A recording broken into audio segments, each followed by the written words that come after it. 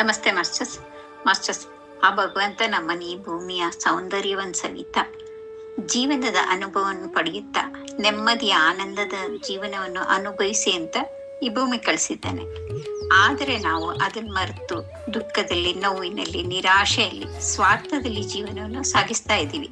ಇದರಿಂದ ಹೊರಬರುವ ಪ್ರಯತ್ನ ನಿಮ್ಮದಾಗಿದ್ದರೆ ಜೂನ್ 20 ಮಧ್ಯಾಹ್ನ 3 ಗಂಟೆಯಿಂದ ಜೂನ್ 23 ಮಧ್ಯಾಹ್ನ 3 ಗಂಟೆಯವರೆಗೆ ಪಿರಮಿಡ್ ವ್ಯಾಲಿಯಲ್ಲಿ ನಮ್ಮ GP foundation new age spiritual movement ವೇದಿಕೆ ಹಮ್ಮಿಕೊಂಡಿರುವಂಥ ಜೀವನ ವೇದವೇ ಪತ್ರಿಜಿ ದಿವ್ಯಕಾಂತಿ ಎಂಬ ಶಿಬಿರದಲ್ಲಿ ಭಾಗವಹಿಸಿ ನಿಮಗೆ ನೀವೇ ಬೆಳಕಾಗಿ ನೀವು ಬನ್ನಿ.